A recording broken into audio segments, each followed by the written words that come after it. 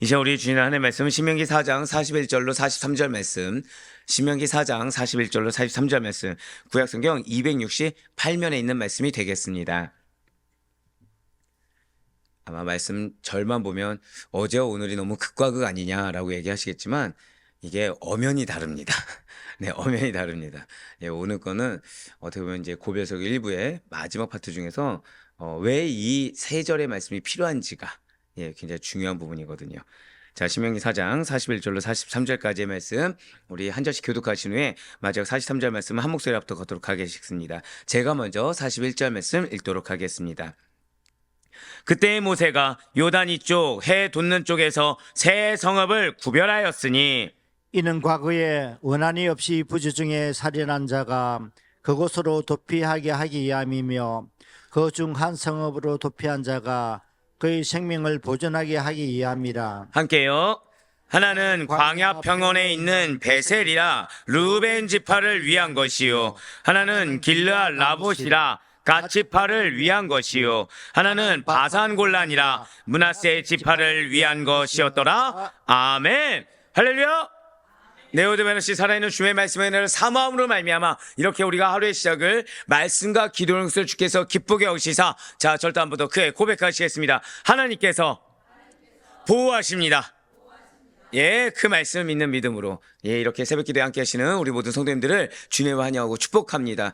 오늘 말씀이 바로 그러합니다. 오늘 말씀이 그러해요. 자, 우리는 지금 신명기, 모세오경의 마지막 권인 신명기를 통해서 은혜 받는 귀한 시간을 가지고 있습니다. 특별히 말씀드렸던 것처럼 아마 이제 오늘 이 앞에 텍스트는 이게 오늘 마지막이 될 텐데요.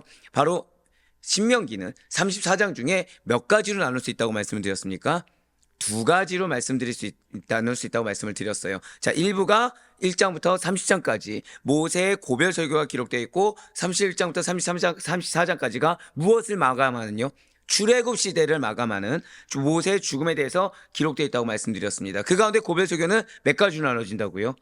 세 가지로 나눠진다 말씀을 드렸어요. 특히 1부는 신명기 1장부터 바로 오늘 본문 말씀까지죠. 4장 43절까지 말씀으로써 출애굽 여정을 회고하고 율법이 주어진 배경을 이렇게 설명하면서 무엇을 강조한다고 말씀드렸습니까? 한번 고백하실게요. 순종. 네, 무조건 말씀에 순종해야 된다. 율법에 대한 순종을 강조하고 있다는 것이죠. 그리고 우리는 바로 오늘을 마지막으로 해서 이 고별석 일부의 마지막 부분을 통해서 은혜 받는 시간을 갖게 될 것입니다. 그 가운데 오늘 본문인 신명기 4장 41절부터 43절까지의 말씀은 모세가 하나님의 명령에 따라 요단 동편 땅에 도피성을 지정한 사실이 기록되어 있어요. 자, 일부가 무슨 내용이라고 말씀드렸다고요? 감사합니다. 예, 그것만 말씀하셔도 됩니다. 그러니까 제가 강조해드렸겠죠. 순종입니다. 자, 도피성과 순종이 연관이 있습니까? 없습니까? 정말 있다고 생각되십니까? 아, 순종 안 하는 자들이 도피성으로. 예, 거의 비슷하게 맞추셨어요. 자, 근데 자, 생각해 보세요. 순종하라고 했는데 죄 지은 자가 피하는 도피성과 이게 연관이 되십니까, 사실은? 근데 그 전까지 뭐라고 했죠? 너희 망할 거였어요. 어제 말씀 기억나시죠? 어떻게 망한다고요? 즉시로. 예, 바로 망한다고 했는데 지금 갑자기 뒤에는 뭔가 일견 맞지 않는 말이 나온 것 같습니다. 근데 이것이 이유가 있다는 거예요. 자, 이거를 이해하기 위해서는 이거부터 느끼셔야 됩니다. 지금 모세는 가나안 땅에 들어갈 수 있습니까? 없습니까? 맞아요. 지금 모세는 가나안 땅에 들어가질 못합니다. 자, 지난 주일 설교 그리고 어제 설교에는 뭐가 담겨 있다고 말씀드렸죠? 안타까움, 간절함. 우리 한번 더 고백하실까요? 너만큼은. 예, 진짜 그거예요. 너만큼은 서기관과 바리새인들처럼 그러지 마라. 너만큼은 1세대처럼 그러지 마라라는 간절함이 들어있다고 말씀드렸습니다. 오늘 본문 역시 마찬가지예요. 출애굽 2세대의 이스라엘 백성들만큼은 자신과는 달리 반드시 가나안 땅에 입성해서, 자, 우리는 지난주에 이것을 드렸죠. 기업을 받는 자가 있지만 밟고서 끝나는 자도 있다고 말씀을 드렸습니다. 밟고 누리는 자가 존재한다고 말씀드렸죠. 바로 그거예요. 자신과는 달리 가나안 땅에 반드시 입성해서 하나님의 백성답게 살아라. 그래서 하나님이 예비하신 은혜를 제발 누리면서 살기를 바라는 마음으로 고별설교를 지금 이어가는 과정 가운데 있습니다. 그리고 바로 오늘 고별설교 1부의 마지막 내용이 바로 한번 고백하실게요. 도피성. 도피성에 대한 내용이라는 거죠. 모세의 고백 속의 일부 마지막에 항상 드리는 말씀이 있죠. 처음과 마지막은 뭐가 기록되어 있다고요? 중요한 게 기록되어 있다 말씀드렸습니다. 근데 고백 속의 일부, 자, 순종에 대해서 말씀을 드리면서 마지막에 그 중요한 파트에 이렇게 마치 삽입담락처럼 마치 마지막에 무언가 하나를 첨언한 것처럼 도피성에 대한 내용이 들어가 있는 이유가 있다는 거예요. 자, 이처럼 갑자기 요단 동편입니다. 지금 요단 동편 땅에 가나안이 아니라 요단 동편 땅에 도피성 지정 사실을 언급한 것은 요단 동편 땅이 완전하게 평정되었음을 밝히기 위함입니다. 이것이 무슨 뜻이냐? 그래서 이스라엘에 고백하실게요. 40년간의 광야 여정이 드디어 끝났습니다. 그거를 의미하는 바예요. 자, 요단 동편 땅의 도피성이 그냥 우리가 일견 아는 것처럼, 죄송하지만 표면적으로 아는 것처럼 사실 권사의 말씀이 틀린 말씀은 아니에요. 자, 불순종한 자들, 그래서 죄를 지은 자들이 피하는 곳이 도피성, 여기까지가 다죠. 하지만 오늘 본문에서 말하는 요단 동편 땅의 도피성의 첫 번째 의미는 그것이 아닙니다. 첫 번째 의미는 무엇이라고요? 자, 드디어 이스라엘의 40년 광야 여정이 끝났다. 가나안으로 넘어가기 그 전 땅이 완전히 평정되었다라는 것을 의미하는 바예요. 자, 도피성이 누군가 침범할 수 있습니까? 없습니까? 없죠. 안전한 곳입니다. 안전한 곳을 거처를 세울 수 있을 정도로 동평 땅은 완전하게 하나님의 영역 안에 들어섰다는 거예요. 그리고 이제 자, 한번 더 고백하실게요. 끝이자 시작입니다. 네. 이럴 때 제가 와이프 말을 들을 걸. 어제 가족 예배를 드리는데 제가 끝이자라고 했을 때 여러분들의 표정과 동일한 표정을 저희 아이들이 지었습니다. 치자? 치자가 뭐지? 끝에 강조점이 아니라 지금 뭐에 강조점 줬어요? 끝이자인데 끝이자 하니까 치자? 그래서 와이프가 기왕이면 마지막이자라고 하는 게 어떻습니까? 근데 살포시 무시해줬거든요. 커트하고 다시요. 자, 한번 더 고백하시겠습니다. 마지막이자 시작입니다. 기왕의 말을 들을 걸. 네, 마지막이자 시작이라는 거죠. 예, 맞습니다. 자, 도피성이 무엇이라고요? 40년 광야 생활이 이제 마쳤어요. 이제 마쳤습니다. 그리고 이제 요단 서편, 가나안 땅 정복을 앞둔 선민 이스라엘 백성들이 시작하기에 앞서서 한번 고백하실게요. 본격적으로. 여러분들 이걸 아셔야 돼요. 우리가 어떤 상황이 마무리가 되잖아요. 그건 마무리된 걸로서 끝나는 것이 아니라 이제 본격적으로 새로운 시작으로 도입하게 되는 것입니다. 하나님이 약속을 주셨어요. 그래서 왜 이게 중요하냐? 어제 우리에게 회복을 말씀해 주셨습니다. 믿으십니까? 회복이 뭐라고 기억하십니까? 감사해요. 한 명씩 살려주신 분들이 계시네요. 네. 야, 이전 거로 돌아가는 것이 아니라 뭐라고요? 한번 고백하실게요. 새롭게. 예, 오늘 그래서 중요한 거예요. 자, 새롭게 시작하는 데 있어서 새로운 땅을 했을 때, 새로운 어떤 기업을 맞이할 때 우리는 기대감에 가득합니다. 하지만 각오도 필요하다는 거예요. 한 번 더 고백하실까요? 본격적으로. 맞아요. 본격적으로 가나안 땅에서 지켜야 될 규범으로서의 율법. 즉, 새로운 기업을 이제 들어가게 되었습니다. 새로운 생활, 새로운 삶으로 부여를 받았습니다. 그럼 뭐가 필요하다? 한 번 더 고백하실게요. 각오가 필요합니다. 예, 정말 각오가 필요하다는 거예요. 이전 거는 아예 없고 새로운 기업에 합당한, 새로운 삶에 합당한, 새로운 변화된 인생에 합당한 각오가 필요하다는 것이죠. 그것을 지금 모세는 강론할 것을 알리기 위한다는 거예요. 즉, 고별설교 2부부터는 출애굽 1세대를 기준으로 하는 것이 아니라 순적하게 무엇을 기준으로요? 고백하시겠습니다. 나에게 기업이 주어졌습니다. 한 번 더 고백하실게요. 이제는 기업이 기준입니다. 이거를 잊지 말라는 거예요. 어떻게 보면 우리 성도님들에게도 오늘이 마지막일 수가 있습니다. 무엇의 마지막이요? 옛것을 버릴 수 있는. 왜요? 이제 내일부터는 더 이상은 이전의 출애굽 1세대를 회고하면서 얘기하는 것이 아니라 무엇을 기준으로 얘기한다고요? 요단서편의 가나안 땅. 거기에서 지켜야 될 규범으로서의 율법. 즉 가나안 땅의 선민으로서의 합당한 율법들을 계속해서 강론하게 된다는 것이죠. 그것에 대해서 지금 예시를, 마지막을 장식하는 것이 무엇이라는 거예요? 도피성이라는 것입니다. 이렇습니다. 이러한 요단 동편 땅의 새 도피성 선정 사건은 요단 동편 땅에서 모세가 고별 설교를 진행되기 직전 또는 여러 차수에 걸쳐서 고별 설교를 행하던 도중에 일어난 가장 마지막 일이었습니다. 따라서 지금 신명기의 저자 모세는 출애굽 이후부터 신명기 고별 설교가 이렇게 실시되기까지의 과정을 밝히는 고별 설교 제1부의 마지막 부분에서 이 새 도피성의 지정 기사를 삽입 기사, 즉 첨언하는 기사 형식으로 추가함으로써 다시 한 번 더 이 신명기 고별 설교가 실시된 때는 요단 동편 땅의 정복과 분배, 그리고 가나안 정복 전쟁의 개시를 위한 전열 준비 등의 모든 것이 이제 다 끝났다. 이제 더 이상 요단 동편 땅에서 우리가 무엇을 할 것이 있는 것이 아니라 이제는 요단 동편 땅이 아닌 완벽하게 서편 땅에서 시작해야 된다는 것을 굳이 강조하고자 했다는 거예요. 자, 제가 지금 그냥 강조도 아니고 무엇이라고요? 굳이. 왜요? 생각조차 하지 말라는 거예요. 예전 거는 다신 생각하지 말고 무엇만 바라보고 나아가라는 거예요? 앞에만. 목표만 보고 나아가라는 거예요. 아예 이전 거로 돌아볼 여지도 없으니 이제는 이건 다 끝난 거니까. 이거는 우리의 인생의 과거와 똑같습니다. 여러분들, 과거는 이미 다 끝났습니다. 과거를 회상하는 것만큼 어리석은 게 없다는 거예요. 감사는 되새길 수 있겠죠. 근데 여러분들이 이미 알고 계실 겁니다. 감사만 되새기게 됩니까? 그리워하십니까? 그리워하기 마련이에요.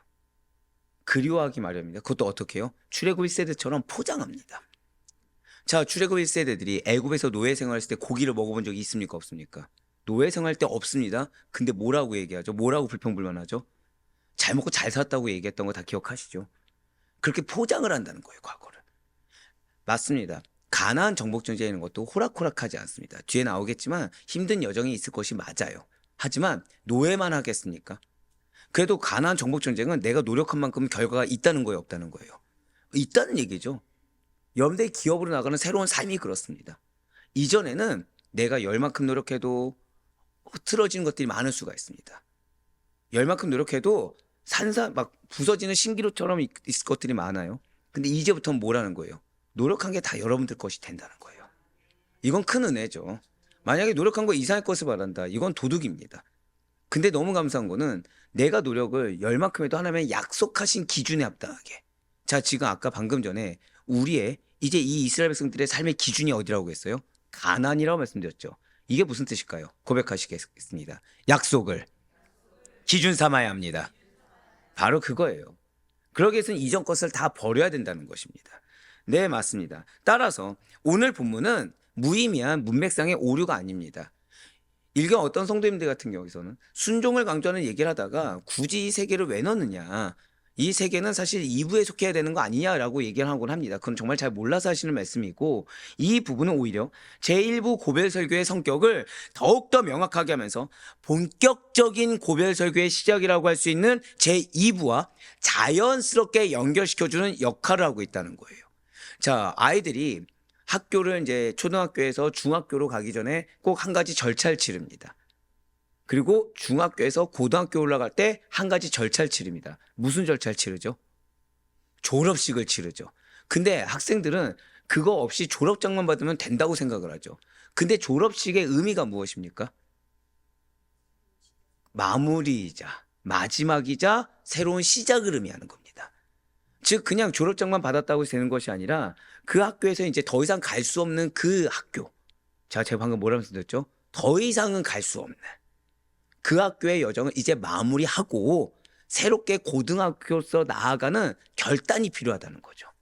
근데 만약에 졸업식을 참여하지 않았어요. 그래서 계속 중학교 때 시절을 마음속에 두고 사는 겁니다. 그럼 그 친구가 고등학교 가서 제대로 생활하겠습니까? 못한다는 거죠. 바로 그래요. 지금 오늘 본문은 굉장히 중요합니다. 그리고 이제 고별 설교에 본격적으로 시작하는 제2부에 앞서서 왜 오늘 본문이 중요한지, 오늘 은혜를 받으시면서 여러분들에게 기업을 약속하신 하나님, 그리고 여러분들에게 반드시 올해 이 기업을 주시겠다고 약속하신 하나님께서 왜 지금 이 시점에, 사실 지난주, 지지난주 아마 설교 들으시면서 우리가 엄청 마음이 쓰라렸을 것입니다. 자, 우리 중에 사두개인이 아닌 자가 어디 있겠습니까?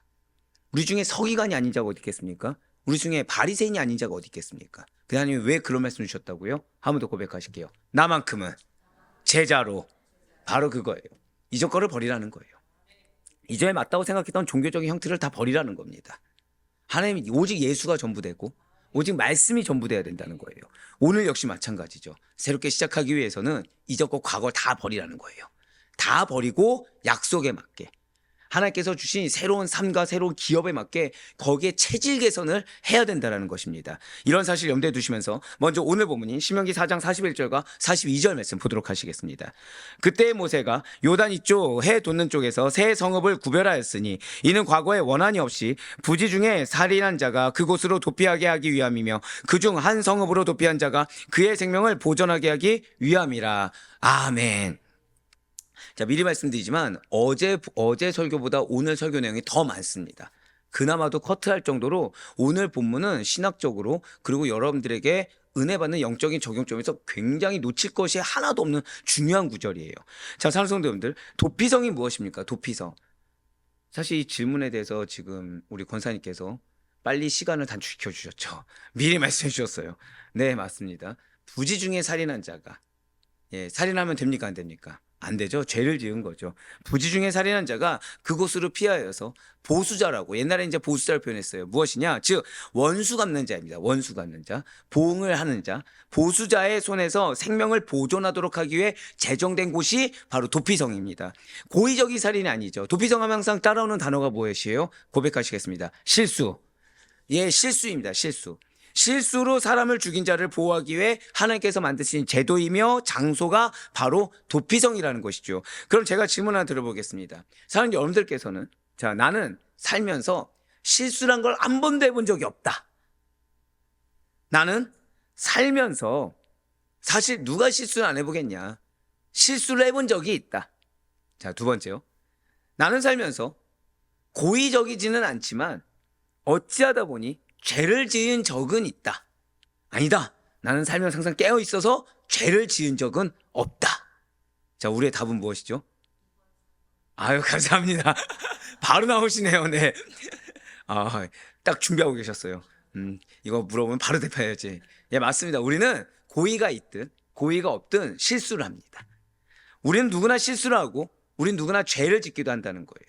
그런데 우리가 이렇게 죄를 짓거나 실수를 하게 되면 그래도 성도라고 한다면 마음에 정죄감이 들거나 부담감이 일어나고, 자, 정죄감은 왜죠? 핑계를 대거든요. 나는 짓고 싶지 않았는데 누구 때문에 지었다. 난 짓고 싶지 않았는데 이런 환경 때문에 지었다고 정죄를 합니다. 그러면서 또 부담감이 일어나요. 왜죠? 그래도 내가 성도거든요. 그래도 내가 그리스도인이거든요. 게다가 그래도 목사고 장로고 집사고 권사거든요. 그러니까 왠지 이건 하지 말았어야 됐을 것 같은데 부담감이 일어나게 됩니다. 또 어떻게 되죠? 낙심하게 된다는 거예요. 그러니까 죄를 알면서도 저지르거나 또는 그렇게 악하게 살지 않았음에도 불구하고 말씀을 듣고서 찔리거나 나와 비슷한 행동을 한 사람이 이렇게 손가락질을 당하는 것을 보게 되면 야, 정말 나 큰일 났다. 야, 진짜 내가 문제구나. 내 모습이 부끄럽게 짝이 없다라는 마음이 나도 모르게 들게 된다는 것입니다. 내가 아이러니하죠. 정결하게 살려고 하면 할수록 내가 그래도 말씀대로 결단해서 잘 순종하면서 지키려고 살면 살수록 이러한 죄와 실수에 대한 낙심감과 절망감, 정죄감이라는 것이 더 크게 된다는 거예요. 아무리 옆에서 괜찮아. 사람이 다 그러면서 살지. 어떻게 실수하는 사람이 어디 있어. 죄 안 짓는 사람이 어디 있어라고 해도 사실은 내가 안 괜찮다는 거예요. 우리 성도님들, 맞습니다. 우리가 말씀대로 산다는 거, 그리고 우리 교회 같은 경우에 더더욱 그게 기준이 명확하죠. 우리의 기준은 누구라고요? 죄송하지만 예수님이십니다. 성도님들 중에서도 이렇게 얘기할 때 이렇게 하소연하는 분들이 있어요. 근데 제가 때로는 되게 매몰차게 누구누구님 기준은 예수님이십니다. 그거를 인정해버리는 순간 우리는 죄의 영역을 넓혀버립니다라고 얘기합니다. 그러면은 제 이런 얘기도 들어요. 너무 나를 막대한다, 목사님. 마음을 위로받기 위해서 전화했는데 연락했는데 너무 정답만 제시한다 라고 얘기하실 때가 있어요. 차라리 그게 낫습니다. 그게 나아요. 인간적으로 위로해드릴 수 있습니다. 근데 설교에서 제가 항상 말씀드리죠. 인간의 위로는 소용이 있다 없다? 없죠. 근데 아이러니하게 저하고 신방할 땐 뭘 바래요? 예, 그쵸. 예, 인간의 위로. 웃어주셔서 감사해요. 지금, 예, 되게 심각해진 분위기를 녹여주셨어요, 지금. 인간의 위로를 바란다는 겁니다. 자, 근데 대신에, 인간의 위로 대신에 하나님의 위로가 있다고 한다면 그거는 유용할까요? 무용할까요? 유용하죠. 여러분들 죄를 깨닫는 건 그 순간 사실은 어려울 수밖에 없습니다. 세상 사는 사람 중에 누가, 제가 항상 그 설교단에서 말씀드리잖아요. 설교를 진행을 못한다고. 예. 왜요? 제 모습이 먼저 보이니까. 그럼 하나님은 저를 막대하시는 겁니까? 하나님은 저를 매몰차게 내모시는 겁니까? 아니라는 거죠. 말씀을 주시는 게 기회이고 말씀을 주시는 게 은혜예요. 근데 다만 쉽지 않는 것이 맞다는 겁니다. 어려운 게 맞아요. 연약한 저도 어렵고 여러분들도 어려운 게 맞습니다. 근데 어려워서 포기하고 인간의 영역으로 들어가는 것과 어렵더라도 말씀 붙잡고 아둥바둥 되는 거는 차이가 있다는 거죠. 솔직히 표대 대신 예수님을 따라 사는 거 가능합니까? 불가능합니까? 야, 차마 불가능은 얘기 안 하고 어렵습니다로 다 지금. 예, 맞아요. 저도 여기다 그렇게 썼어요. 사실상 거의 불가능에 가까울 정도로 예수님께서 하신 자기 부인과 낮아짐의 모습이라는 것이 마치 나에게 없는 것처럼 여겨지는 것이 우리네 지금 현실이라는 것입니다. 바로 그때 도피성을 기억해야 된다는 거예요. 자, 언제요?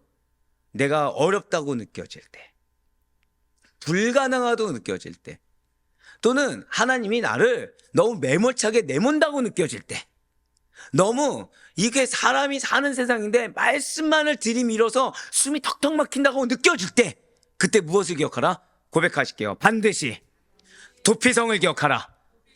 이걸 기억하셔야 돼요. 무슨 말씀입니까? 죄와 실수로 인해서 낙심되거나 정죄감에 빠질 때, 사람이 위로되지 않고 환경이 더 이상 내가 나를 위로할 수가 없을 때 예수님께 피하고 그분 안에서 용서의 회복을 경험해야 된다는 것이죠. 사단은 주님께서 나를 내모는 것처럼 느끼게 할 수도 있고, 나를 막대하는 것처럼 느낄 수 있고, 나에게 여지도 두지 않고 나를 저 낭떠러지 끝자로 내모는 것처럼 느끼는 잘못된 왜곡된 감정을 느끼게 하지만, 자, 지난 주일 설교가 그래서 이번 주하고 연결되는 이유가 바로 그거예요.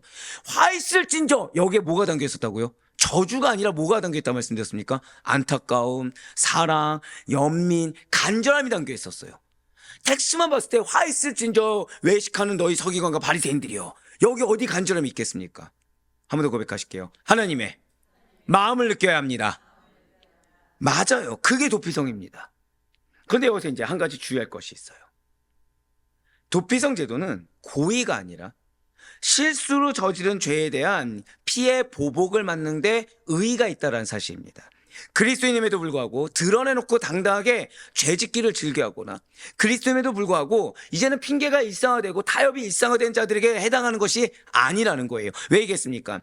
고의적으로 죄를 짓거나 살인을 범하는 자, 알면서도, 즉 아나니아와 삽비라 같은 자들은 도피성의 보호를 받지 못하게 하셨다라는 거죠. 그렇습니다. 악의적으로 타인을 비방하면서 스스로는 괜찮다, 스스로는 거룩하다고 두높이고 칭송받기를 원하는 자들, 나는 괜찮고 남이 문제다고 하는 자들에게는 도피성의 은혜가 절대 미치지가 않습니다. 죄악된 불순된 의도로, 그러니까 아예 내가 답을 정해놨어요. 답을 정해놓고 가면서 주님은 나를 이해하게 계시지, 이런 불순된 의도로 나의 유익을 챙기기 위해 악을 계획적으로 도모하는 자들에게는 도피성의 은혜가 돌아갈 리가 만무하다는 거죠. 진실로 우리 주님께서는 긍휼이 많으신 분이십니다. 믿으십니까? 하지만 그렇다고 해서 타고나기를 주님께서 거룩하게 변모시켜 주셨는데, 죄짓기를 능하게 하고 악한 일에는 선수가 되었으며 입에는 거짓을 입삼고 늘상 어둠에 거하고자 하는 악인들에게는 반드시 당신의 공의로 다스리신다는 거예요. 왜냐하면 뒤에 나오겠지만 우리의 생명을 누가 주셨습니까? 하나님이 주셨습니다. 하나님 당신의 뜻을 살기 위해 주셨습니다. 믿으십니까? 근데 내가 나의 뜻을 위해서 내가 2시간을 소모했어요. 그럼 나는 지금 누구의 시간을 도둑질한 거죠? 하나님의 시간을 도둑질했다는 거예요. 자, 그럼 나는 지금 이 2시간의 도둑질에 대해서 인식하고 삽니까, 못 삽니까? 인식하고 못 살아요. 그래서 말씀이 중요해요. 뒤에 나오겠지만 우리의 생명은 주님의 것입니다. 이 얘기는 우리는 철저하게 하나님을 인식하며 하나님을 위해서 살게 창조된 존재들이지, 내 시간을 임의적으로 내가 알아서 쓰고 내 돈을 내가 알아서 쓰고 내 건강을 내가 알아서 쓸 수가 있는 것이 아니라는 거예요. 제가 여러분들한테 말씀드렸잖아요. 제가 처음 시작했을 때만 해도 저의 사역의 목표는 무엇이었죠? 짧고 굵게. 네, 비웃으셔야 됩니다. 예, 지금 바뀌었어요. 그것조차 교만이었다는 거죠. 왜죠? 답은 무엇입니까? 하나님께서 쓰고자 하시는 대로. 근데 불법을 행하면서 아니요. 그건 아니죠. 정해진 대로. 하나님께서 쓰고자 하시는 대로. 예, 주여가 전 나옵니다. 전 지금도 죄송해요. 입으로 범죄하면 안 되지. 네. 왜냐, 저는 지금도 이 자리를 대체할 훌륭한 목사님들이 많다고 여기는 자입니다. 근데 그렇게 못한 이유가 무엇입니까? 한번 제가 고백해야 되네요. 제 고백이니까. 책임이 있기 때문에. 저의 생명에 뭐가 있다고요? 책임이 있다는 거예요. 저의 시간에 뭐가 있다고요? 책임이 있다는 겁니다. 여러분들의 시간에 뭐가 있습니까? 고백하시겠습니다. 나의 시간에는, 나의 생명에는 책임이 있습니다. 제가 이게 너무 감사한 게, 그러니까 지금 기가 막히게 아픈 분들이 여기 앉아 계세요. 지금 기가 막히게 아픈 분들이. 제가 그래서 지금 이 부분에서 힘있게 말씀드릴 수가 있는 거예요. 자, 이분들 지금 쉬고 싶지 않으십니까? 뭐 곳곳마다 포진해 계신데요. 지금 종합병원인데 지금. 자, 쉬고 싶지 않으십니까 지금? 근데 왜 오셨습니까? 마음속으로 너 때문에. 너 이런 소리 할 거 알았어. 뭐 그래도 결론은 고개 숙이서 예. 근데 결론은 무엇입니까? 여러분들은 여러분들의 시간을 여러분들의 유익을 위해서 쓴 것이 아니라 지금 주님을 위해 쓰고 계시다는 거예요. 제가 항상 드리는 말씀이 있죠. 돈 드리는 거 어렵습니다. 근데 더 어려운 거는 나의 아픈 육신을 이끌고 하나님께 드리는 게 제일 어려운 일입니다. 맞아요. 나를 위해서 쓰는 자들은 하나님께서 공의로 다루시지만 주님을 위해서 사용되어진 자들은 은혜로 다스리십니다. 42절 말씀을 다시 보시길 바라요. 지금 붉은색으로 표현된 부분을 보시면 과거에 원한이 없이 부지 중에 살인한 자가 나와 있습니다. 지금 이 말씀이 고백하실게요. 자격입니다. 이게 자격이에요. 도피성에 들어갈 수 있는 사람의 자격에 대해서 지금 언급하고 있는 것입니다. 그렇습니다. 도피성은 어떤 동기로 살인했든지 간에 살인한 사람 모두 다, 그가 죄 지은 사람 모두 다 피신할 수 있는 곳이 결코 아닙니다. 살인을 한 자라고 하더라도 이 자격에 부합된 자들만 들어갈 수 있도록 엄격히 제한된 곳이 도피성이라는 것이죠. 바로 여기서 우리는 인간이란 실수하기가 쉬운, 좀 죄송하지만 죄짓기 정말 쉬운 연약한 존재임을 거듭 확인하게 된다는 거예요. 진실한 하나님께서는 이러한 사실들을 아시기 때문에 자비와 긍휼을 더하여 주시사 고의성이 없이 실수한 사람들을 위해, 그러니까 내 말로 어쩔 수 없다가 아니라 하나님 보시기에 진짜 몰랐던 거죠. 하나님 보시기에 진짜 어쩔 수 없었던 거죠. 그렇게 실수한 사람들을 위해서 도피성 제도를 세우셨다는 것입니다. 그래서 사도 바울이 바로 이 도피성 제도를 염두에 두고 연약한 인간을 한번 고백하실까요? 질그릇에 비유한 거예요. 고린도서 4장 7절의 말씀입니다. 우리가 이 보배를 질그릇에 가졌으니 이는 심히 큰 능력은 하나님께 있고 우리에게 있지 아니함을 알게 하려 함이라. 아멘. 많은 분들이 질그릇에서 능력으로만 보시는데 사실 이 능력보다 무엇이 더 강조되고 있다고요? 고백하시겠습니다. 연약함. 이걸 기억하셔야 돼요. 왜냐하면 여러분들 너무 많이 알고 있는 질그릇입니다. 질그릇이에요. 많은 분들이 질그릇 같은 나를 사용하여 주시옵소서. 그 이면에 뭐가 있죠? 질그릇이면 금그릇으로 써주세요. 질그릇이면 은그릇이 되게 해주세요. 예, 질그릇이면 담는 건 뭐가 담겨야 되죠? 금은보화가 담기게 해주세요. 이렇게 기도합니다. 이거는 교육자 탓이죠. 사실 이 질그릇은 그런 뜻이 아닙니다. 자, 여러분들 알고 있는 질그릇이 무엇입니까? 질그릇. 뭐 단가가 낮은 그릇, 품질이 안 좋은 그릇. 잘 기억하시길 바래요. 원래 그 사전적인 의미로 질그릇은 잿물을 입히지 않고 진흙가마에서 진흙만으로 구워 만드는 그릇이 질그릇입니다. 그러니까 질그릇 하면 뭘 빼놓을 수 없죠? 진흙입니다. 그런데 독이. 예, 그건 독이. 예. 항상 제가 말씀드리잖아요. 목회를 하려면 잘 알아야 됩니다. 네, 차이점까지. 도기도 있고 화기라는 것이 있고요. 백기라는 것이 있습니다. 네, 그래서 이거는 안에 그 무조건 지능만이 아니라 들어갈 때 잿물을 입히느냐 안 입히느냐, 또는 잿물에서 불의 세기가 어느 정도가 되느냐, 또는 유약을 얼마만큼 바르냐에 따라. 하고 보통 도공인가 내가? 예. 예, 근데 기본적인 상식은 있어야 됩니다. 그래서 그러니까 보통 이거는 교육자 탓이에요. 왜냐 알려드려야 되는 건데, 이게 근데 질그릇 왜 굳이 질그릇 쓰냐? 질그릇에 뭐가 안 들어간다고요? 아무것도 안 들어갑니다. 아무것도 안 들어가요. 그러니까 이거 유약도 안 들어가고 잿물도 안 들어가고 그냥 말 그대로 지능만으로 굽는 거예요. 금이 가 있을까요? 안 가 있을까요? 금이 가 있습니다. 그러니까 깨지기가 답을 말씀드렸네. 하지만 영적인 의미에서 질그릇은 바로 이거죠. 영적인 의미에서 질그릇은 무엇이냐? 고백하실게요. 깨지기 쉬운 유약한 그릇, 그것입니다. 그래서 질그릇의 이 영적인 의미, 성경적인 의미는 딱 하나로 통일됩니다. 연약함이에요. 연약함을 의미하는 겁니다. 연약함. 즉 질그릇에 하나님이 많은 거 담아보봤자 깨집니까 안 깨집니까? 깨지는 겁니다. 그래서 하나님이 합당하게 쓰시게 내어드리라, 이 뜻입니다. 그래서 왜요? 하나님은 깨지지 않게 쓰시거든요. 인간은 자기의 그릇을 모르기 때문에 깨지게 만듭니다. 욕심이 많기 때문에 깨지게 만들죠. 근데 하나님은 우리의 그릇을 아시기 때문에 깨지지 않게 쓰십니다. 또는 그 질그릇을 계속해서 우리 주신 것처럼 기업을 바꾸실 수 있는 분이시죠.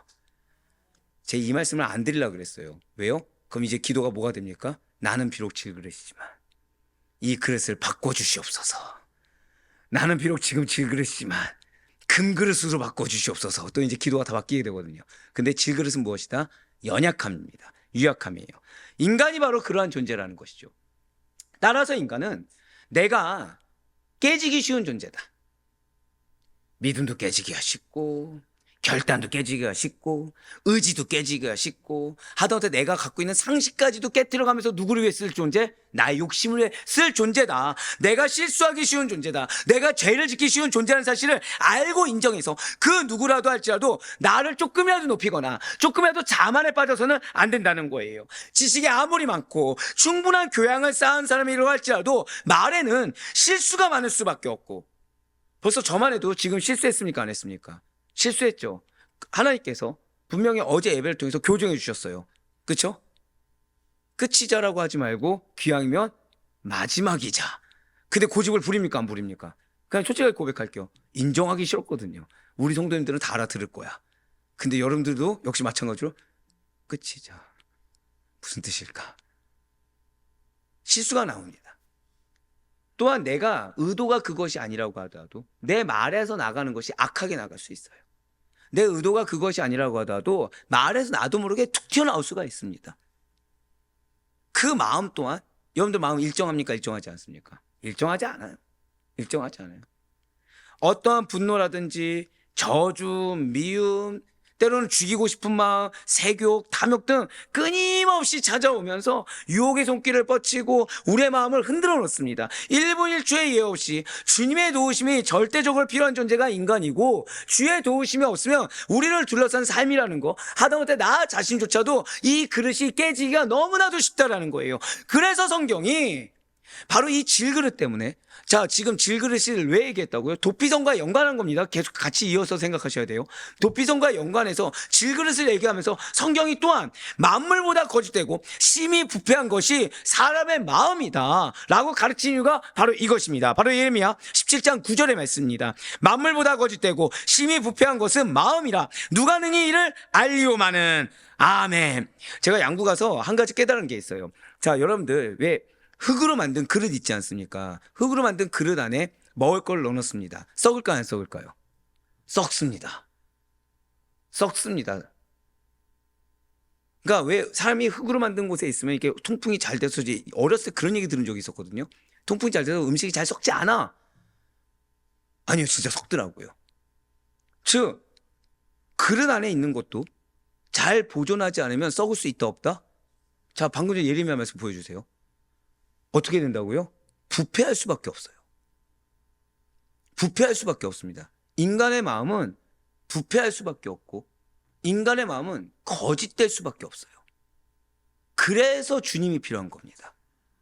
주님이 아니면 언제든지 깨질 수 있고, 주님이 아니면 이 안에 내가 뭐가 있는지도 모른 채 그대로 놔뒀다가 부패해버릴 수도 있고, 주님이 아니면 겉모양은 멀쩡한데 속이 썩어 문드러진 거짓부렁이가 다 될 수가 있다는 거예요.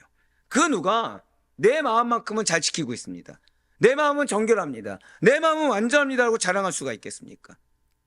그 누가 나는 절대 실수하는 일이 없고 인간의 도리를 어기는 법이 단 한 번도 없고 말 실수 안 합니다라고 어떻게 누가 잘만할 수가 있겠습니까? 아무도 그럴 수가 없다는 거예요. 진실로 대다수의 사람들이 저 포함 우리 모두가 내 마음을 다스리는 일조차 익숙하지가 않다는 거죠. 은혜가 없어서가 아니고 말씀이 없어서가 아니라 우리가 그런 존재예요. 하물며 내 입술을 제어하고 행동을 제어하는 일은 말에 무엇하겠습니까? 여러분들 지난 창세기 때 요셉이 뭐로 혼났는지 우리 다 기억하고 계시죠? 어떤 거를 지적하셨어요? 기뻐하지 않는 표정. 그 정도까지 지적했습니다. 자, 근데 그때 여러분들 그래서 결단 안 하셨습니까? 내가 말로 은혜 끼쳐야지, 표정으로 은혜 끼쳐야지. 자, 대략 한 달 좀 넘게 지났어요. 어떻게? 자, 은혜가 말로 항상 은혜가 나오십니까? 항상 기뻐 하냐고 물었는데 다 쓴 미소 지금 다 이 미소. 안 돼요. 안 됩니다. 난 지난 한 달간 화 한 번 내본 적이 없다. 난 지난 한 달간 짜증 한 번 내본 적 없다. 없어요. 자, 그럼 내 말과 표정에서 은혜가 끼쳐야 된다. 모르는 분 이제 있습니까? 없으십니까? 없습니다. 근데 나온다는 거죠. 이러한 사실은 우리 포함 인간이 얼마나 연약한 존재인가를 확증해 주고 있다는 것입니다. 우리 한번 고백해 보실까요? 나는 연약합니다. 그래서 자만할 수 없습니다. 이게 많은 분들이 연약하다 뒤에 숨어서 죄를 짓는데 연약하면 그냥 깨질 뿐입니다. 죄 지으면. 자, 왜요? 연약하기 때문에 죄를 짓는 건 고의성이 있습니까? 없습니까? 있기 때문에 깨질 수밖에 없어요. 거기엔 도피성이 적용될 수가 없다는 겁니다. 연약해서 인정해서 주님께 나아가는 자. 어떻게 해요? 한 번 더 고백하실게요. 회개함으로. 그거예요. 제가 어제 왜 아픈 거 가지고 회개한 분들을 축복했겠습니까? 이유는 하나예요. 고백하신 거거든요. 그러니까 본인은 알고 고백했는지 아닌지 모르겠지만 사실 오늘 설교를 그분들은 고백하신 거예요. 나의 생명이 누구의 것인 거예요? 하나님의 것. 나의 생명이 하나님의 것인데 내가 이 시간 동안 내 책임을 다하지 못했습니다 고백을 저는 알고 했다고 그렇게 믿고 축복합니다. 네, 다른 분이 아멘 해주셨군요. 감사합니다. 자, 주님께서 우리로 하여금 인간에 대한 의존심을 버리도록 강조하시는 거. 자, 우리 이 얘기를 지난주에 들었어요. 인간에 대한 의존심이 무엇이죠? 고백하시겠습니다. 우상 숭배. 바로 그거예요. 그래서 우상의 첫 번째가 계속 이어지죠. 우상의 첫 번째가 어떤 형상이요? 사람의 형상. 바로 그겁니다. 이 성경은 다 이어져요. 인간에 대한 의존심을 버리도록 강조하신 것도 바로 이와 관련이 있는 것입니다. 진실로 질그릇은 믿고 평생 의지할 만한 존재가 아닙니다. 이것은 인간이 무조건 악해서라기보다 연약하기 때문이라는 거예요. 마음으로는 간절히 원하면서도 육신적인 연약함 때문에, 환경의 연약함 때문에 상처를 주는 경우들이, 그러니까 내가 받는 게 아니라 내가 뭘 한다고요? 상처를 주는 경우들이 허다합니다. 하지만 이러한 연약함을 극복하는 방법이 하나 있다는 거예요. 한번 고백하시겠습니다. 인정하고 성령님만을 따라 행하라. 바로 갈라디아서 5장 16절의 말씀입니다. 내가 이르노니 너희는 성령을 따라 행하라. 그리하면 육체의 욕심을 이루지 아니하리라. 아멘. 질그릇인 것을 인정했을 때 누구든지 성령을 따라 행하게 될 수밖에 없으며 그것을 성령을 따라 행할 때 육체의 욕심을 이루지 아니하게 된다는 거예요. 그러니까 아이러니하죠. 내가 지금 연약하다는 걸 인정했어요. 나에게서 선한 것이 나올 수 없다는 걸, 부패한 것밖에 나올 수밖에 없다는 걸 인정했고, 나는 나의 의를 세워서 내 그릇은 그래도 어느 정도 간과하다 착각했지만 그것이 아니라 나는 깨어져 있다. 나는 금이 다가 있다는 걸 인정했어요. 그랬더니 누가 임하는 겁니까? 성령님께서 임하시니까 더 이상 성령님께서 그 그릇 안에 부패한 것을 다 어떻게 해주신 거예요? 선한 걸로, 유용한 걸로, 영원한 걸로 바꿔주신 거예요. 이러한 기적은 인간이 할 수 있는 것이 아니죠. 누구만 할 수 있습니까? 하나님만이. 성령님이 누구시라고요? 하나님이십니다. 그렇습니다. 인간적인 연약함 역시도 극복할 수가 있습니다. 여러분들의 인간적이고 환경의 연약함 극복할 수 있습니다. 진실로 성령님은 여러분과 저를 모든 진리 가운데로 인도하십니다. 따라서 성령을 따라 행하는 자들, 인간을 따라서 그것을 당연하게 여기는 자들이 아니라, 자, 도피성은 당연하게 고의성이 아니라 누가 피할 수 있다고요? 실수로. 실수한 자. 즉, 나의 연약함을, 나 이 죄인이다. 내가 실수했지만 이게 정말 죄인이다라고 회개하고 고백하여서 성령을 따라 행하는 자들, 말씀을 따라 행하는 자들은 진리 안에서 행하게 되며 그의 삶은 하나님의 보호하신 가운데 인도함을 받게 된다는 거예요. 과연 그렇다고 한다면 우리는 어떻게 성령을 따라 행할 수가 있단 말입니까? 당연한 얘기겠죠. 성령 충만 받아야 된다는 거예요. 그 질그릇 가운데 내가 질그릇이면 그 안에 성령님 외에 다른 것이 틈타면 안 된다는 거죠. 여러분들은 질그릇입니다. 믿으십니까? 그 질그릇을 무엇으로 채워야 된다고요? 성령으로 다 채워야 된다는 거예요. 적은 누룩이라도 죄가 틈타서는 안 된다는 거죠. 적은 것이라도 위선과 외식이 틈타서는 안 된다는 것입니다. 모두 다 성령의 충만함을 받아야 된다는 거예요. 이것이 하나님의 약속입니다. 그러니 여러분과 제가 이 자리에 있는 거예요. 왜요? 고백하시겠습니다. 기도하라. 바로 그거예요. 인정하고 기도하라는 거예요. 기도하며 받게 되는 것입니다. 아무리 성경 지식이 많고 인정받는 신학자라고 할지라도 지식으로는 성령 충만을 대신할 수가 없습니다. 저는 감히 단언하는데 모든 신학은 결국 선교학으로 이어지게 됩니다. 왜요? 선교학은 필연적으로 꼭 주양하는 것이 있어요. 이게 선교학 강의는 들어가면요 2가지를 꼭 합니다. 시작 전에 무엇을 할까요? 우리 셔틀 타시는 분은 제가 한번 말씀드렸어요. 첫 번째 무엇을 하는지 아십니까? 무조건 기도입니다. 충격적인 거는 기도하지 않고 시작하는 교수님도 계십니다. 무조건 기도입니다. 두 번째 뭐 할까요? 찬양입니다. 그 다음에 강의를 해요. 왜요? 성령 충만 받아서 성령님으로 내 입술로 찬양의 고백을 드리고 그 다음에 지식을 채우는 거. 그래야 우리가 각자의 삶의 터전이나 사역지에 가서 어떻게 할 수 있는 거예요? 그 성령님으로 고백하면서. 제가 그래서 우리 교수님의 위대한 점을 말씀드렸잖아요. 교수님은 지금 내가 교수인데 이거 아니라고 말씀드렸죠. 교수이기 전에 무엇이다? 목사다. 목사이기 전에 무엇이다? 성도다. 그래서 내가 내 입장에서 가르치는 것이 아니라 누구한테 맞춰서 하고 계세요? 여러분들한테. 말씀드렸잖아요. 동일한 내용인데 석사 때 다르고 박사 때 다르고 성도일 때 다르다. 어떻게 그렇게 할 수 있죠? 성령님의 인도함을 받기 때문에. 그러면 내가 내 가정에서 변화를 왜 못 줍니까? 성령님의 인도함이 아니라 질그릇 상태로 갔거든요. 자, 이제 좀 이해가 되시죠? 나는 지금 실금이 가 있습니까? 안 가 있습니까? 가 있어요. 질그릇 상태에서 갑니다. 안에는 성령으로 채워져 있지 않아요? 그래서 나는 지금 깨어진, 즉 상처받은 영혼입니까? 아니면은 회복된 영혼입니까? 상처받은 영혼이에요. 상처받은 영혼으로서 내가 대하는데 앞에 있는 사람도 어떤 상태? 상처받은 상태. 지난 금요일날 말씀드렸죠. 그래 둘이 만나서 얘기해봤자 뭐만 나옵니까? 싸움만. 근데 여기서 그럼 누가 죄가 있다고 그랬어요? 여러분들. 왜죠? 여러분들은 말씀을 이미 허락하셨거든요. 한 번 더 고백하실게요. 기도하여 성령 충만 받으라. 이거는 사명입니다. 이건 여러분들을 위한 말씀이죠. 여러분들로 하여금 상처받지 않게 하기 위해서, 여러분들을 말미암아 회복하게 하기 위해서, 여러분들을 말미암아 한 번 더 고백하실게요. 나에게 도피성을 허락하셨습니다. 예, 맞아요. 도피성에 들어올 자격을 부여하기 위해서 지금 그렇게 말씀하셨다는 거예요. 맞습니다. 성경 지식이 아무리 많고 인정받는 신학자라고 하더라도 지식으로 성령 충만을 대신할 수 없습니다. 지식으로 성령 충만을 받는 것은 불가능의 영역입니다. 즉, 내 계산과 내 판단으로 하나의 뜻하심을 이룬다? 불가능의 영역입니다. 진실로 성령 충만은 여러분과 저의 연약함을 극복하게 해주는 유일한 방법이라는 사실을 잊지 마시길 바라요. 자, 우리의 연약함 극복할 수 있는 거 죄송하지만 말씀을 아는 거라고 안 드렸어요.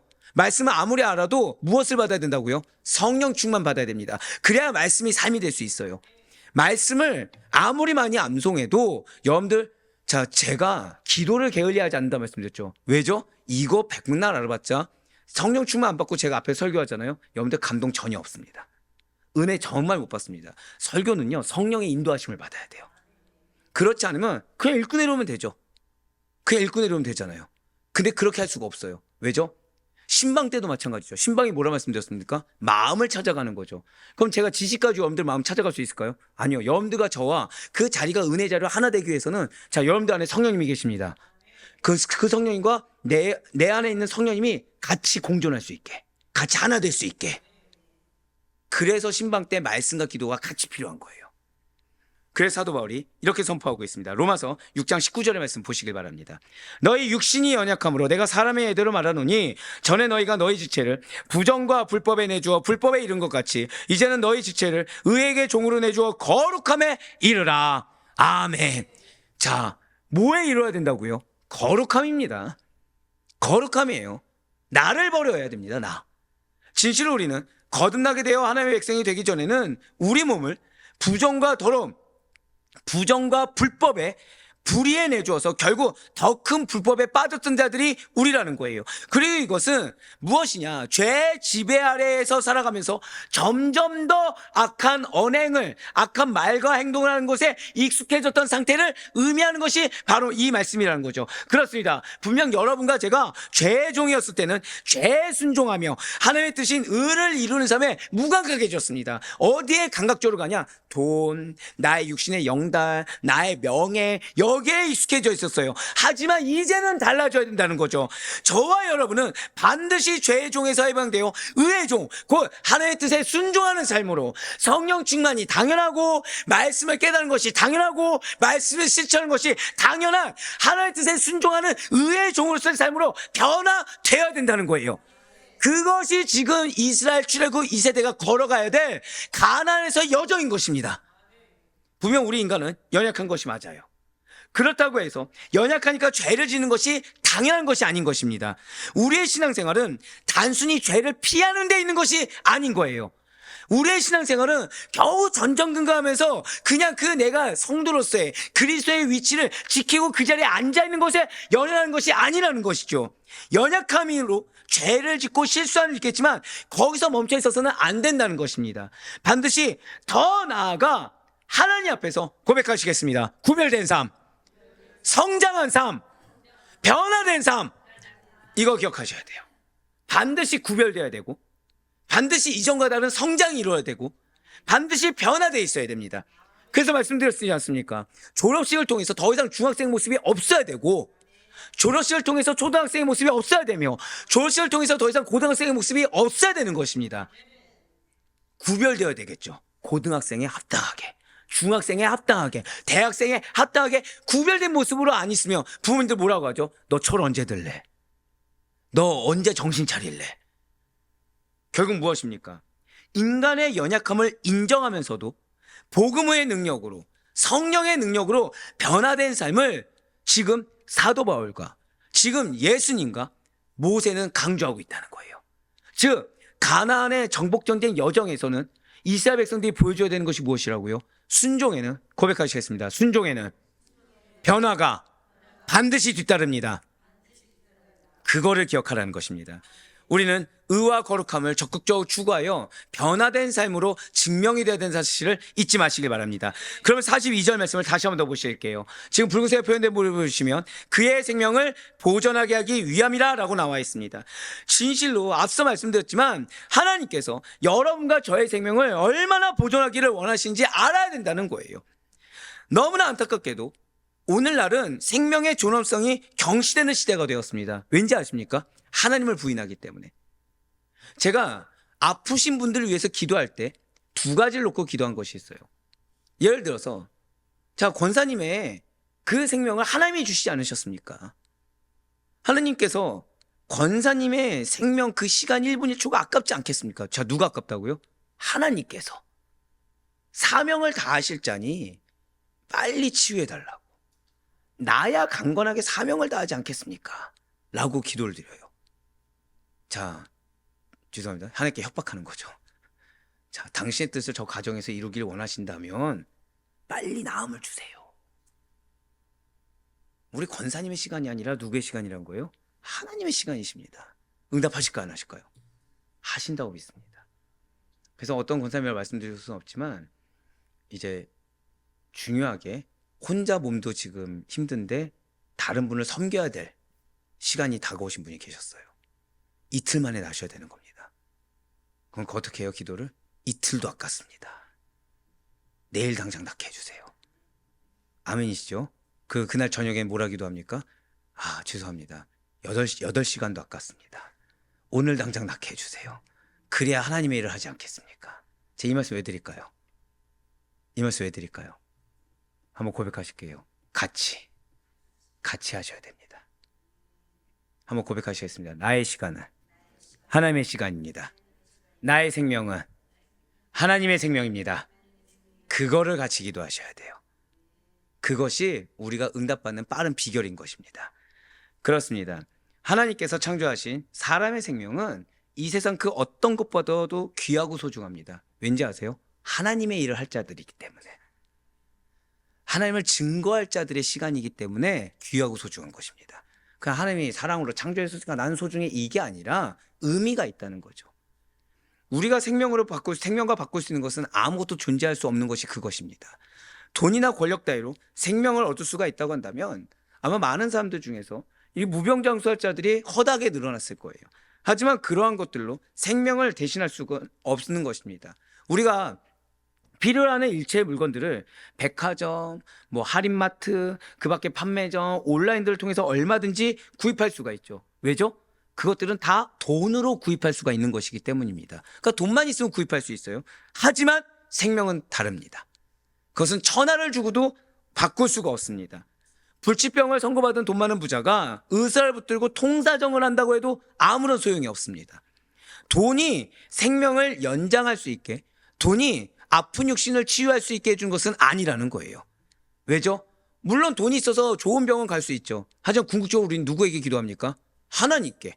왜요? 하나님이 손대지 않으면 나을 수가 없습니다. 생명은 누구에게나 오직 하나뿐입니다. 한번 고백하실게요. 나의 시간은 제한적입니다. 예, 바로 그거예요. 생명을 한 번 잃으면 다시 찾을 수 없어요. 물론 성도들에게 부활의 소망이 있는 것은 맞죠. 하지만 내세의 삶으로 현재의 삶을 대신할 수는 없다라는 것입니다. 그래서 한 번 더 고백하실게요. 지금 나의 삶의 모습이 중요합니다. 바로 그거예요. 제가 왜 여러분들에게 핑계대지 말라고 하겠습니까? 제가 왜 여러분들에게 타협하지 말라고 하겠습니까? 제가 왜 여러분들에게 말 한마디라도 행동 하나도 은혜를 끼치라고 왜 하겠습니까? 지금 있는 삶의 모습이 너무 중요합니다. 왜요? 지금 있는 시간은 누구의 시간이라고요? 하나님의 시간이에요. 하나님의 시간인데 내가 도둑질하면 안 되거든요. 우리 한번 더 선포하실까요? 시간을 도둑질해서는 안 됩니다. 이거 기억하셔야 돼요. 이거 기억하셔야 됩니다. 많은 분들이 이걸 놓칩니다. 시간을 나를 위해 쓰면서 이게 도둑질인지 몰라요. 시간을 헛되게 쓰면서 도둑질인지 모릅니다. 근데 우리가 이미 텍스트는 알고 있죠. 자, 한번 여쭤볼게요. 생명 누가 주셨습니까? 그럼 우리의 생명의 주권자 누구십니까? 다 알고 있죠. 근데 내가 일상으로 돌아서 시간 보낼 때는 그걸 생각하십니까? 안 하십니까? 아무도 안 한다는 거예요. 아무도 안 한다는 거예요. 시간을 도둑질해서는 안 돼요. 주님께서 뜻한 바가 있어서 태어나게 하신 여러분과 저의 생명에 대한 목적이 상실되는 일은 없어야 됩니다. 더럽혀지는 일도 있어서는 안 됩니다. 진실로 우리는 하나님께서 허락하신 소중하고 귀한 사명을 가진 생명이라는 것을 깨닫고서 나의 시간을 헛되이 낭비하는 일 없이 생명의 존엄성, 시간의 존엄성을 상실하는 일 없이 반드시 주의하시기를 간절히 소망합니다. 이제 마지막으로 신명기 4장 43절 말씀 보시겠습니다. 하나는 광야 평원에 있는 베셀이라 르우벤 지파를 위한 것이요 하나는 길르앗 라못이라 갓 지파를 위한 것이요 하나는 바산 골란이라 므낫세 지파를 위한 것이더라. 아멘. 잘 아시는 것처럼 이스라엘 백성들 지금 두 지파 반은 가나안 땅에 들어가기 전에 요단강 동편 가나안 땅 바깥 지역을 먼저 차지했습니다. 그 지역은 르우벤, 갓, 므낫세 반지파가 살게 되었죠. 그리고 하나님께서는 그곳에 도피성을 세우라라고 명령하셨습니다. 그래서 모세가 지정한 이 요단 동편의 도피성들은 르우벤 지파의 베셀, 갓 지파의 길르앗 라못, 므낫세의 바산 골란 성읍이었다는 거예요. 도피성은 요단 동편의 3개, 서편의 동편에 3개씩 지정하도록 되어 있는데, 여기서 모세는 지금 가나안 넘어가기 전에 동편에 3개를 지정하였습니다. 그리고 요단 서편 가나안 땅에서의 3개는 가나안 정복 전쟁이 완료된 후에 여호수아가 지정하게 된다는 거죠. 자, 앞서 말씀드렸죠. 도피성은 언제 지정할 수가 있다고요? 이제 사역이 다 마무리되었을 때,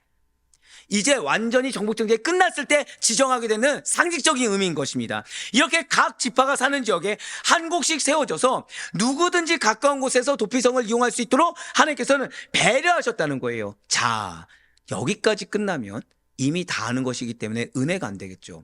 근데 도피성이 담고 있는 의미 중에 우리가 항상 놓치는 더 중요한 의미가 있다는 것입니다. 진실로 하나님께서는 죄와 실수, 고의와 실수를 구분하십니다.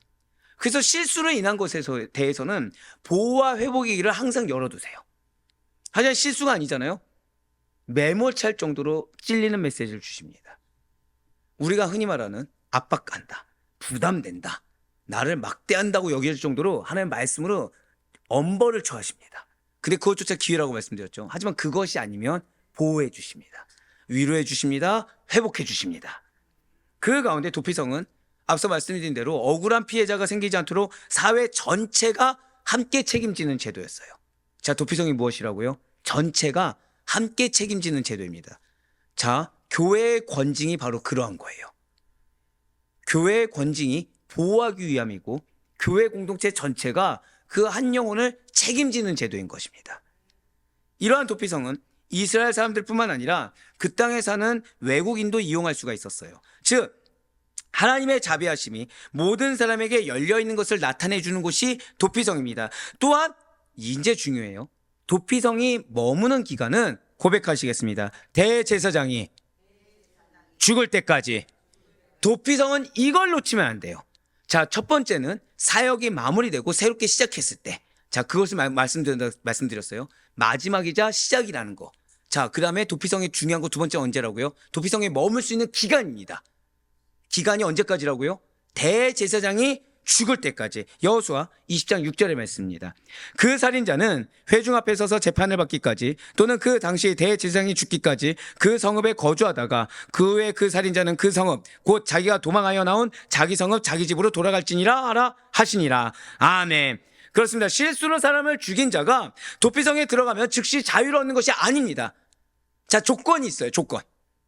조건이 있습니다. 2가지 조건 중에 하나가 충족될 때까지 도피성에 머물렀어야만 됐습니다. 그러니까 내가 하나님께서 나를 보호해주고 회복해 주셨다, 나 이제 자유함을 얻다, 이게 아니에요. 이게 아닙니다. 조건이 충족돼야 그 도피성에서 이제 나갈 수가 있다는 거죠. 첫째로는 공동체, 회중의 재판을 받아서 무죄 판결을 받을 때까지가 조건 중에 하나입니다. 자, 이제 뭐랑 비슷해요? 권징과 비슷하죠. 권징과. 자, 아니면 둘째로는 그 시대의 대제사장이 죽기까지, 그러니까 죽을 때까지, 죽으면 나갈 수가 있는 거예요.